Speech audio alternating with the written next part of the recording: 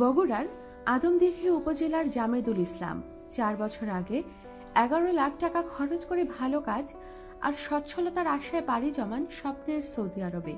কিন্তু ভাগ্য তার পক্ষে ছিল না। 1 বছর ধরে একটি কোম্পানিতে কাজ করে বেতন পেলেন মাত্র 3 মাসের। তারপর সিদ্ধান্ত নিলেন কোম্পানি থেকে পালিয়ে গিয়ে অন্য কোথাও কাজ করবেন অথবা ব্যবসা করবেন। কিন্তু আরেক সমস্যা তার সামনে এসে দাঁড়ালো, তা হলো ব্যবসা করার পুঁজি। ব্যবসা করতে লাগে পুঁজি, তার কাছে তো কিছুই নেই। সৌদি প্রবাসী নিজ এলাকার বন্ধুদের সহযোগিতায় মাত্র 100 রিয়াল বিনিয়োগ করে রিয়াদের বাথা মার্কেটে ছোট্ট একটা পানের দোকান দেন জামেদুল। এখন পর্যন্ত ব্যবসা চালিয়ে যাচ্ছেন। পুলিশ চেক করতে আসলে দোকান থেকে পালিয়ে যান। পুলিশ চলে গেলে আবার কেনাবেচা শুরু করেন। এভাবেই নিজেকে বাঁচিয়ে দেশ বিভুঁইয়ে টিকে আছেন জামেদুল। জামেদুল ইসলাম জানান, 3 বছর ধরে সৌদিতে সে অবৈধ।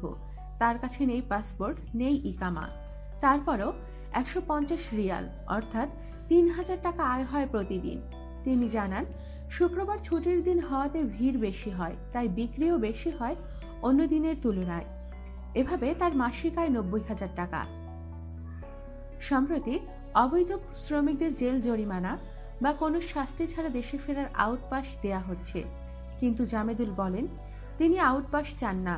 এভাবে আরো কিছুদিন ব্যবসা করে পুলিশের কাছে ধরা দিয়ে দেশে ফিরতে চান। মাত্র 100 রিয়াল পুঁজি করে শুরু করা এই পানের ব্যবসা এখন অনেক লাভজনক। আর এই লাভজনক ব্যবসা ছেড়ে দেশে ফিরতে চান না এখনই। পরিবার আর নিজেদের ভবিষ্যতের জন্য আরো ভালো কিছু করতে চান জামেদুল ইসলাম। তাই এত পরিশ্রম করে সারাদিন রোদের মধ্যে দাঁড়িয়ে থেকে ব্যবসা চালিয়ে যাচ্ছেন। আমাদের সাথেই থাকুন আর সাবস্ক্রাইব করুন।